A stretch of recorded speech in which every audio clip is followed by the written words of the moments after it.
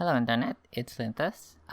We're 1 week into Sumeru, and I'd like to give my thoughts on Sumeru in general, the new exploration stuff, the new teams and the new element, of course, the quality of life that they added, and lastly, I'll talk about the story, but that'll be the last one, and it'll be a spoiler section.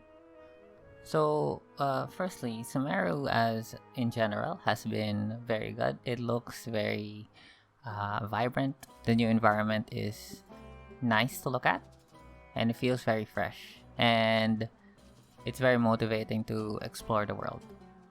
Paired with this is the new exploration mechanic. The one that stands out the most are the grappling hook points that are strewn throughout the entirety of Sumeru.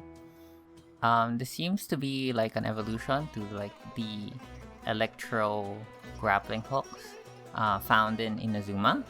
And yeah, it's just nice to have a whole new region to explore. There'll be more coming in the next couple of patches, so it's all nice. It's good content, and it's like the content that Genshin is known for.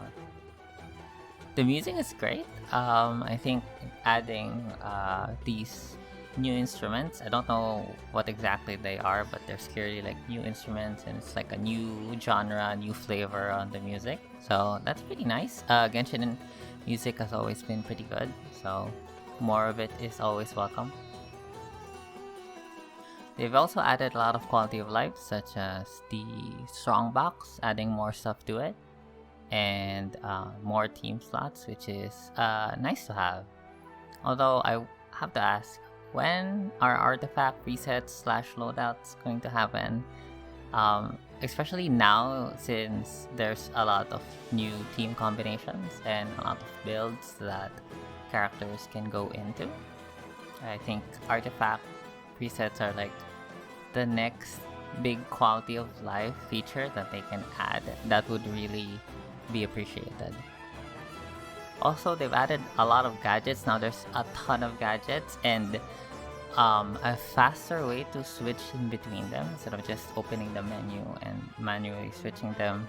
I know they added like the mouse wheel shortcut, but it's also a bit clunky. I feel like I have to move the mouse way more than I usually do, but yeah, faster way to switch gadgets would be nice. So now let's talk about the new element that they added to the game, Dendro. Dendro has been added to the game, and it has added a lot of new teams and sort of synergies. Obviously, characters that were already strong, like Fischl, got even better, and she's really good in the Quicken teams that have come from Dendro. But especially for certain characters that were considered weak previously, have now found a new home in the new teams, and Keqing and Kuki are now very good actually.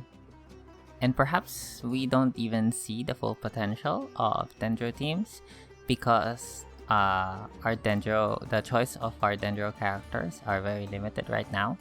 So like the meta of what Dendro teams are actually possible has still a long way to go. And I think that's exciting because it's something to look forward to.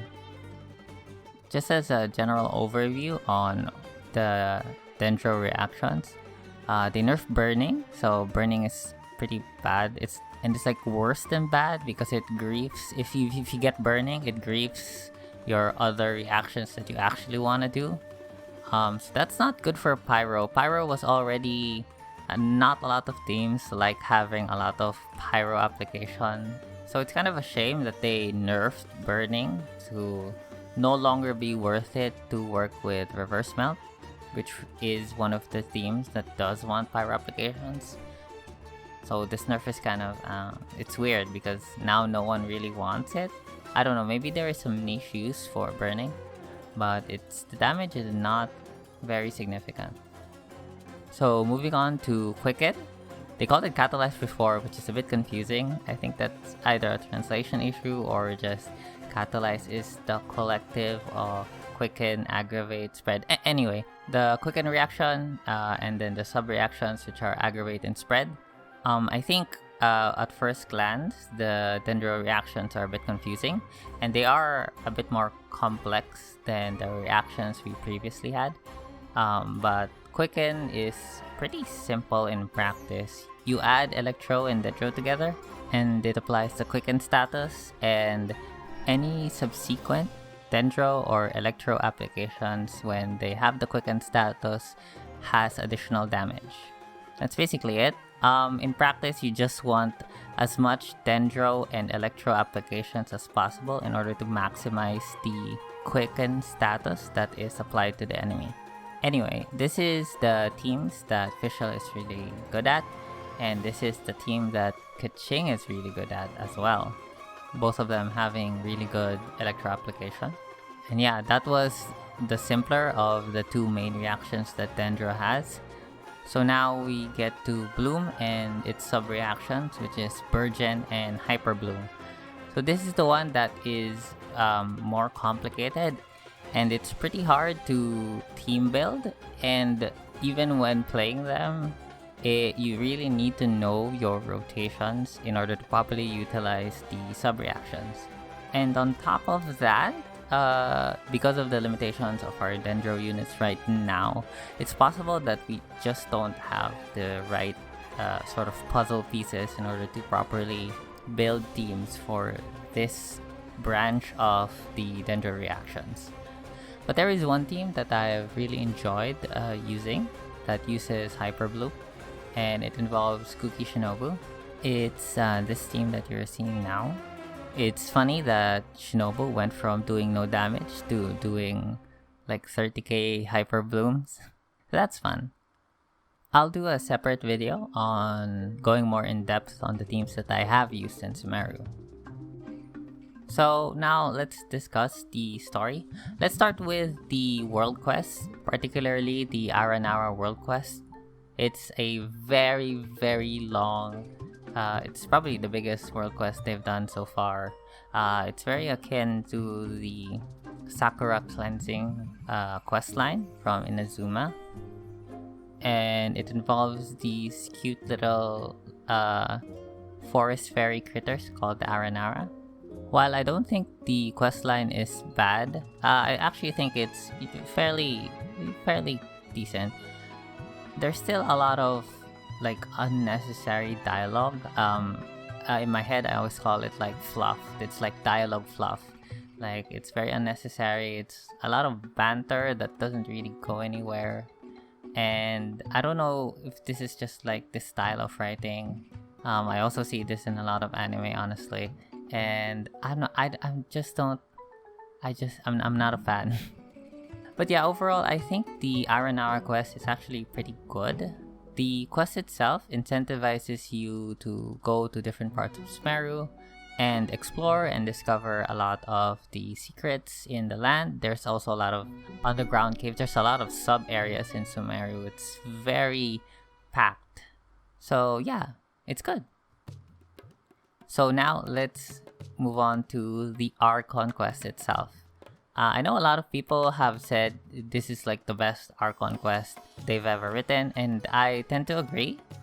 However, so chapter 1 is still more of the same for me, and I'm very sort of lukewarm on the Mondstadt and Liyue questlines. Inazuma was a mess, of course, but I think Mondstadt being sort of alright to me because it was the first storyline and we're kind of just getting introduced to the world. But the Liyue storyline, I think is thought of very fondly in retrospect because the ending was very good. It was a spectacle. It was very spectacular, and a lot of like big anime things happen, right? But I always felt like there was something missing thematically about it, or they didn't set it up properly. Thinking about it now, I think it's because of how they introduced Ning Wang and how we never really doubt that she will do the right thing, because I think that's one of the tensions that they set up. that Ning Wang really likes Mora, likes money, and she really likes the Jade Chamber, and that was sort of the final act of selflessness on her part. But I never doubted that she would do it. I don't know. Maybe this is a bigger topic of them either not being very good at writing like morally gray or somewhat villainous characters. I don't know. I think there is some deeper topic there, but we'll move on. And of course, Inazuma was what it was. It was bad. So coming into Sumeru, the first chapter was more of the same with what we saw with Mondstadt and Liyue. They were introducing the Forest Rangers and Sumeru as a whole, and the concept of dreams, and they were setting up this tension of like the childlike wonder of dreaming and like innovation, and the very controlling nature of the sages. As well as tying in a lot of like the lore stuff with the Airman Soul. But yeah, when we get to chapter 2 and the Sub-Zero's festival and the Samsara, I think this was the first time that I really felt hooked into what the story was. I'm not saying that this is the most innovative story ever or that it was perfect, but I thought the whole concept was well executed, and I think the pacing was pretty good.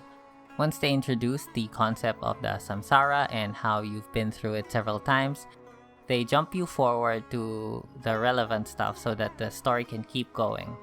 But the last point I would like to make is a criticism, and it's about Dunyarzad.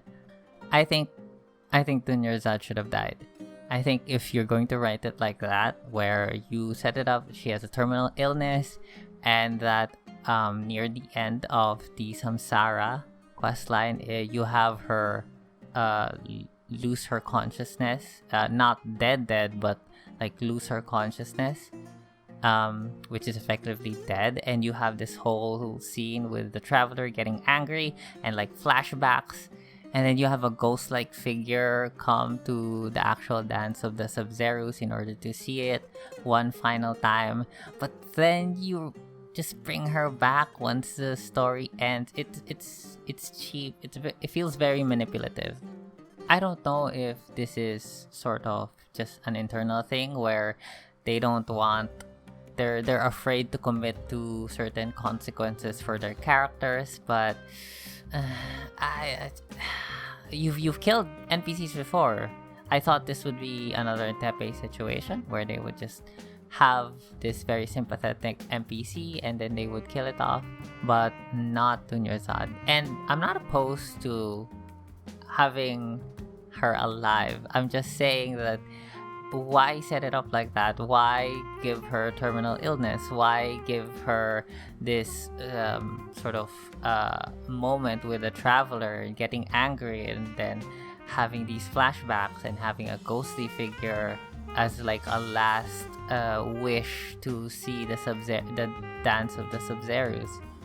I don't know. I think if they set it up like that, they should commit to the consequences of what they set up. Oh, wow, that was I ranted about the story a lot longer than I thought. That was the video. Those were my thoughts on the first week of Sumeru. I'm actually really enjoying, despite all my criticisms, I am really enjoying the game a lot more than the previous patches. Obviously, there's stuff to do, and I'm actually really looking forward to Chapter 3 and what else they have in store for Dendro. So yeah, thank you for watching.